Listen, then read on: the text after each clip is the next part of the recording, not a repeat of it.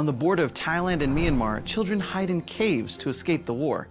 In Central America, an evangelistic campaign ends with over 87,000 baptisms. And in the United States, Russians and Ukrainians worship together in the church despite the conflict. Now, see the highlights of the Seventh-day Adventist Church around the world here on ANN.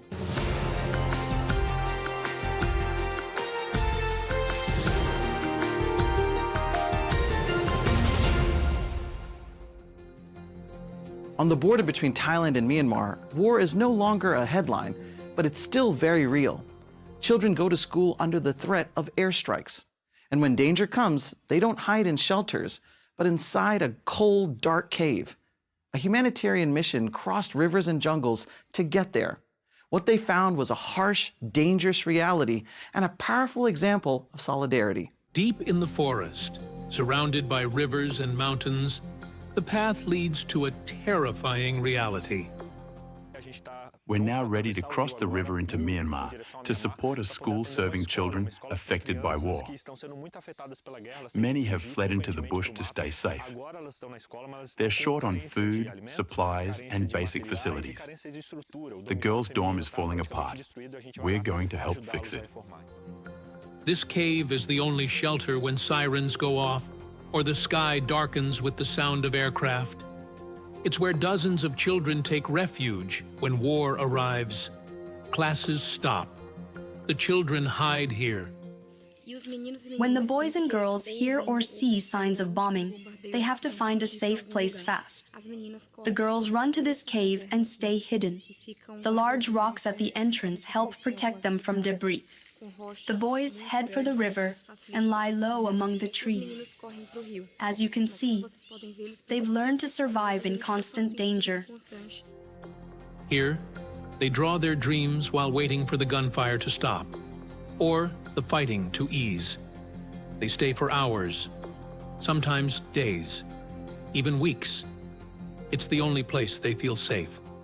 The region has lived under tension since Myanmar's military coup in 2021. Rebel troops and government forces fight for control of the border with Thailand. Airstrikes and bombings are frequent. And schools, with no connection to the conflict, end up caught in the crossfire. Teachers and students live with daily fear. And learning has become an act of resistance. Just meters from the cave, an Adventist-run school has operated for over 20 years. It serves children from extremely vulnerable communities. These mats and tiny pillows are the only sense of safety and comfort they know, in a reality few would understand. Most of their dreams revolve around having a home, a safe space where they can shield themselves from their current circumstances. We want to help make that dream a reality. While we can't build a house for them, we can assist in creating a better living environment. Our goal is to construct a dormitory in just 2 months. Faced with this situation, 100 missionaries joined in a humanitarian force. In just 4 days of intense action supported by people from around the world, the mission delivered food, basic supplies, music, and hope. All of it in a region marked by pain and conflict. 4 tons of rice were distributed to families and schools. 200 liters of nutritional flour were sent to combat hunger.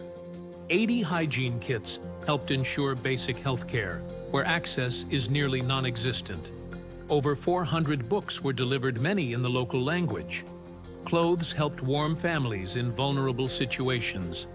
And even the roof of the community church was replaced, bringing safety to those who also seek refuge in faith. The mission also offered musical concerts, health care, home visits, and English classes for children in 4 communities. In the middle of war, solidarity crossed oceans and brought back something that had seemed lost. The missionaries who come here encounter courageous children and teenagers. They are in search of a better life. It's the missionaries' role to open a door, offering them a new opportunity to explore the world. A book and a film sparked a path of discovery for Dave, a man from India. Drawn by the light of truth, he came to the Adventist Church in Vienna, Virginia, in the United States, where he encountered a message that reshaped his understanding of the world. Let's explore his journey from Hinduism to the cross. Dave is an Indian man who disclosed that he's of a Hindu religious tradition. And what Dave told me was that, he'd seen this movie, and he went to this movie because he recognized, I think, Ellen White's name off of one of the books someone had given him randomly someday. What he told me, makes sense from a Hindu background, if you think about it. And again, in the Hindu tradition, light is very important. He said, the same light that I saw resonating from the book that was given to me, I sensed from the preview. And so I went and I saw the movie, and it had that same light. And then Dave kind of leaned into me and said, "Can you explain to me what it is about the Adventist people that have that light that was coming from the book and from the movie?" And so we began to talk where Seventh-day Adventists came from, and how they were different from other Christians, and what things they had in common with other Christians. And Dave's impression, I'll never forget it. His impression was, I know many Christians. I know about some things about the Christian faith, but I've never seen this light resonating from any group like this group.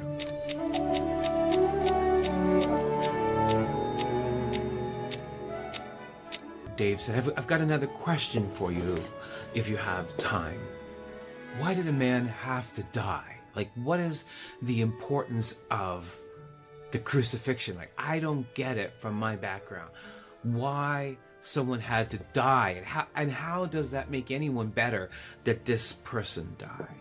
I had a great experience just to be able to sit with Dave and explain the purpose of the cross and the sacrifice of Jesus, and this idea that justice and mercy kiss at the cross. And that really impacted Dave. And after that, the next Sabbath is when Dave started coming to church for worship.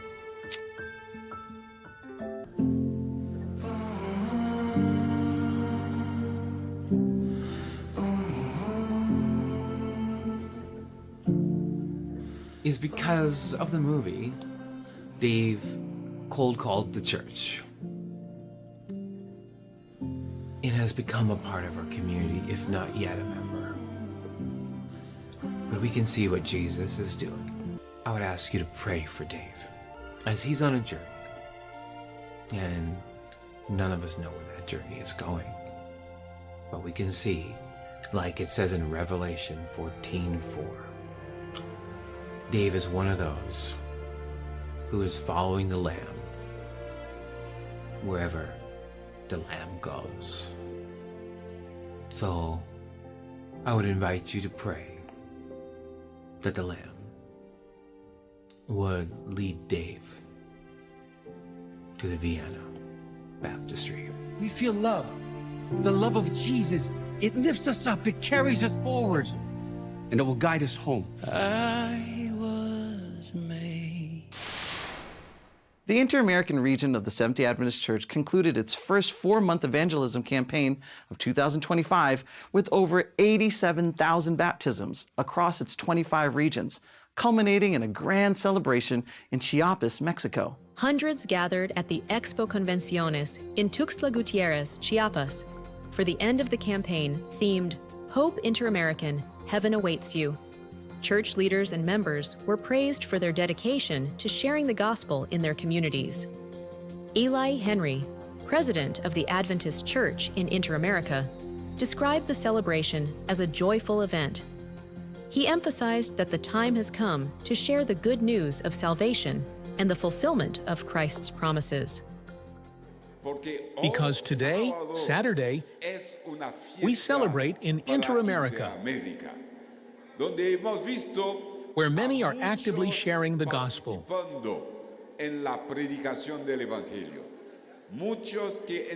Many recognize that the time is now, the perfect moment that God has given us to announce the end of all things and to declare that He is coming back. Para anunciar el fin de todo, anunciar que Él regresa. Porque Christ made a promise, and the God we serve always keeps His promises. He said, I will come again. I will come again. And where I am, you will be. That's what Jesus promised, and that's what we are celebrating today. Here in this union, we remind each other, heaven awaits you. This promise is for you and for me. Dozens of new believers were baptized at the convention center during a live-streamed celebration, marking their public commitment to Christ. The program also featured drama performances and a musical concert by an Adventist choir.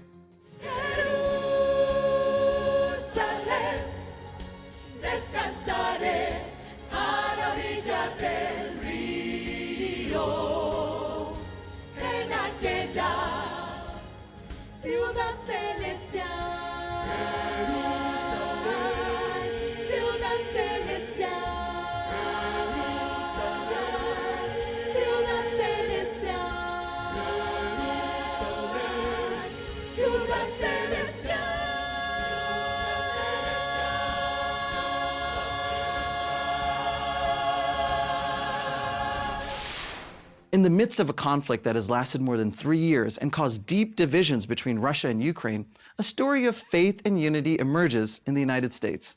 In a Seventh-day Adventist Church, Russian and Ukrainian members gather, praying and worshiping side by side, overcoming the barriers of hatred and pain caused by ongoing conflict. It is faith in Jesus Christ that is the bond of peace in the midst of division. The story begins in a small Seventh-day Adventist church in Cleveland, Ohio, where Russian and Ukrainian members come together in unity. In March 2022, Pastor Gennady Kasap arrived in Cleveland from Moscow after the war began. Kasap faced initial resistance from some Ukrainian members who had difficulties accepting a Russian pastor. But over time, the congregation united, and the church became a place of inclusion, with services held in both Russian and Ukrainian.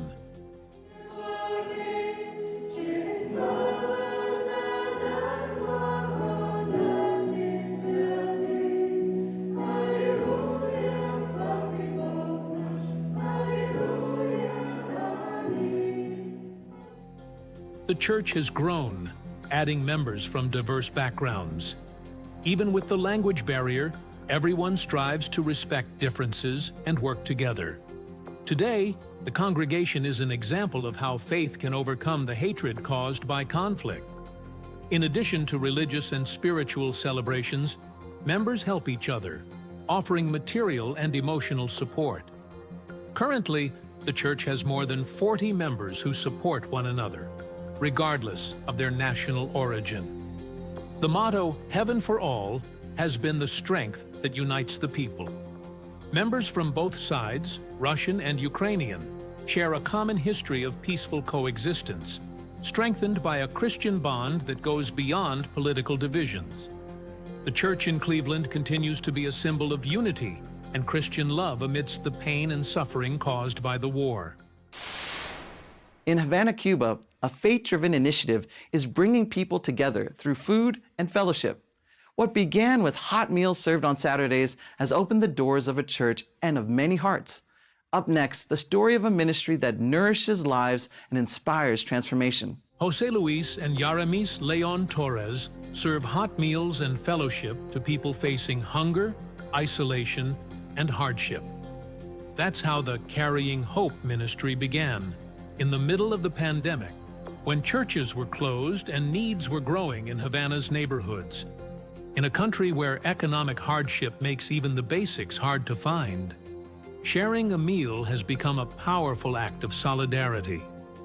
Week after week, the meal became more than food. It became a moment for prayer, Bible study, and connection. Between 2022 and 2024, more than 80 people were baptized, and many of them are now helping lead and grow the ministry that once reached them. With donations and church support, the couple continues serving up to 45 meals every Sabbath. Every week, they stay committed, cooking, serving, and showing up, person to person, prayer by prayer. In St. Louis, Missouri, thousands of people waited in line for something increasingly rare: free, complete medical care. Led by Adventist volunteers, a convention center was transformed into a fully functioning medical center, offering care that went far beyond exams and diagnostics. For 4 days, more than 2,000 volunteers and health professionals provided free care to thousands of people in downtown St. Louis. The clinic, part of the Pathway to Health project, required no insurance, documents, or ID. The lines wrapped around the block. Some said they arrived before dawn. Among the volunteers were cardiologists, surgeons, dermatologists, physical therapists, and general practitioners, treating conditions many had waited years to address. Services included cardiology, women's health, pediatrics, dermatology, minor surgeries, eye care, and dentistry. In some cases, patients underwent procedures and walked out with new prescription glasses, regaining not only their sight, but also their independence. Beyond clinical care, volunteers offered therapeutic massages and haircuts, small gestures that restored dignity and self-esteem. Clothes and shoes were also distributed, essentials for those who often arrived with nothing more than what they were wearing. Many gave up a day's wages just to be seen, a chance they couldn't afford to miss. One volunteer, who's been part of the clinic since 2009, keeps coming back. For her, service is the greatest reward. So one of my favorite parts about Pathway to Health is the opportunity to pray with patients. You never know what they need and how God can touch them when you pray with them. And so I just prayed with a family. He had it was a dad, and he had a daughter and a son. And after I prayed for them, he said, "Can I pray for you and for the people who are working here?" And he just now gave the most beautiful prayer. He just prayed for God's hands to be on all of us, and that we would be blessed because we are blessing them, and that the community that we're serving really needed this. And so he asked for God to really bless us abundantly because we're here serving them. And that really touched my heart. 2 men, one aged 34 and the other 50, had their very first eye exams at the clinic. They left emotional, waiting to receive their first ever pair of glasses through a local church. For one woman, the experience marked a turning point. She said her life now feels divided into before and after the clinic. I went to medical. I went to internal medicine first, right? Got a chance to see that doctor for free. I think I must have got about $20,000 worth of work done, absolutely no cost, because I don't have health insurance, family. So therefore, this is a miracle for me. And for those who came, the impact is clear. This wasn't just a medical outreach. It was an act of faith, compassion, and hope. But the care doesn't end here. Local Adventist churches will now become community health centers, offering free wellness classes, natural cooking, and chronic disease prevention. This initiative also sets the tone for the upcoming 62nd General Conference session of the Seventh-day Adventist Church, happening from July 3rd to 12th, also in St. Louis. The global gathering brings leaders and members together to make spiritual and administrative decisions. But before the meetings begin, the message is already clear. The church came first to serve. With a packed stadium in the heart of American baseball, Pastor Alex Bryant, president of the administrative headquarters of the Adventist Church in North America, threw the first pitch at a Cardinals game in St. Louis, a symbolic play that highlighted the church in front of thousands of fans. So we're here at Busch Stadium, the home of the St. Louis Cardinals baseball team. We're just a couple blocks down from where the General Conference session is being held, and today, Elder Alex Bryant, president of the Adventist Church in North America, is going to throw the first pitch at the St. Louis Cardinals baseball game. Let's get a few of his thoughts before that. Well, I grew up in St. Louis, and when I was growing up, they had a program, the St. Louis Cardinals, for children, students, especially in underprivileged areas, which is one of the places I lived and went to school in. It was called a straight A student program. If you got straight A's, they would give you tickets, and quite a few tickets to go to the game free during the summer. And so it was a great inspiration to come, but also gave me an opportunity to see beyond the world that I was living in and what was possible out there, and really helped motivate me as I came and watched people like Bob Gibson and Kurt Flood and Lou Brock, some of the greats of their day, and say, you know, maybe the Lord has something special for me too. And so it's to be able to come back, and I used to run around this place as a 12-year-old, 13-year-old kid and throw out the first pitch is quite a privilege and an honor. What would you have thought if someone told 12-year-old you that someday you would throw the first pitch here? You're crazy. Yeah, that could never happen. It's not possible. And to see that it is possible today is a testament of what God can do and what he does and how he uses people. So as the president of the Adventist Church in North America, why is this important for the church? Because I believe if Jesus was living today, he would come to venues like this. He mingled with people as one who desired their good. He went to places where they were. And so as the Adventist Church, I think it's important for us to model that not only do we want people to come to us, but we also want to go and meet them in their venues and have an opportunity to share in wholesome activity as this is, and to be able to connect on a level that we typically wouldn't be able to connect with. Is it possible to connect faith and outdoor sports? Zach Leclerc, a nursing student at Southern Adventist University in the United States, explores this idea in his 17-minute film, Walls of Faith. Leclerc discovered his passion for rock climbing after enrolling at the university in Chattanooga, Tennessee. Through climbing, he found a profound parallel between the trust required in climbing gear and the faith needed to rely on God. Despite his fear of heights, the experience not only improved his climbing skills, but also deepened his spiritual relationship. Yes! Let's go!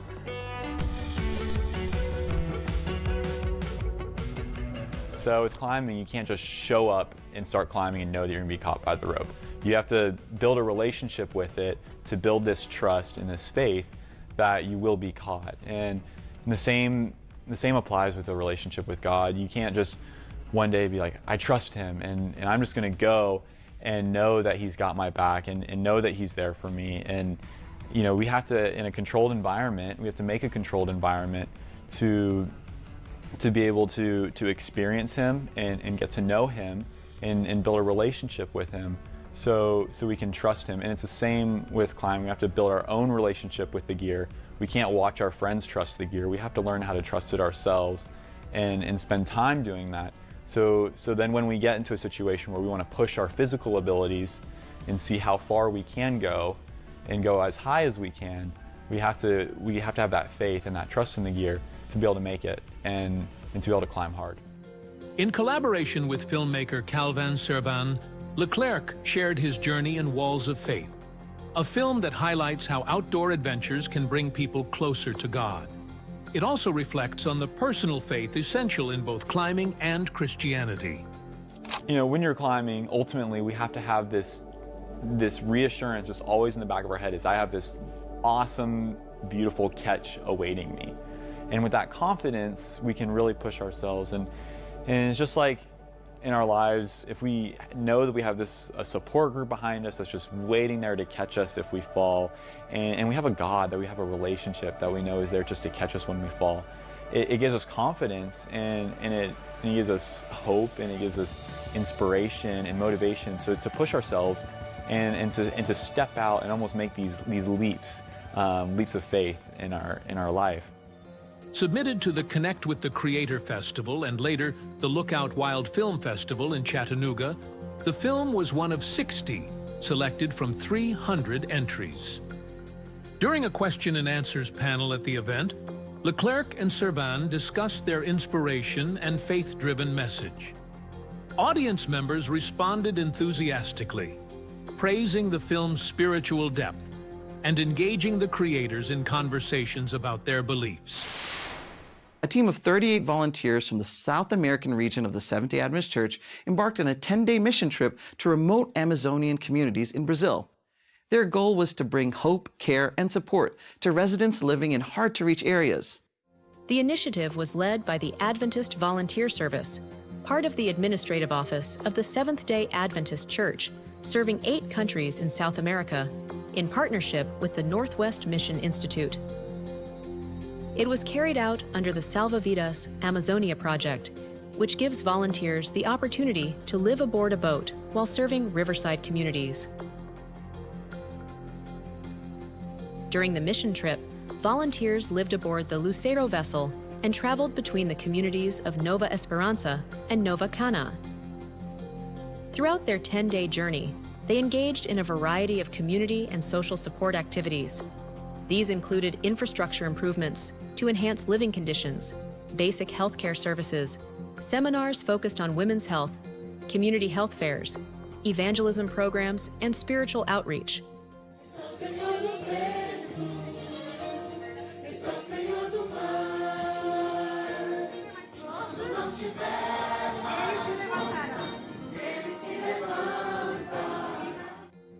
They also conducted educational activities for children, promoting Christian values in learning, and provided logistical support, including meal preparation, to ensure proper care for all participants. Leaders from the Adventist Volunteer Service noted the positive response from local residents who welcomed the team with gratitude, curiosity, and often joined in the activities. The mission's success was largely attributed to the strong collaboration with the Northwest Mission Institute and the warm reception from the communities. By the end of the trip, the volunteers reaffirmed their commitment to continue serving those in need, bringing light, love, and lasting transformation to isolated communities throughout the region. These are the highlights of the Seventh-day Adventist Church around the world. But before we close today's episode, I would like to share good news from the Bible. Come to me, all you who are weary and burdened, and I will give you rest. See you next week. Until then.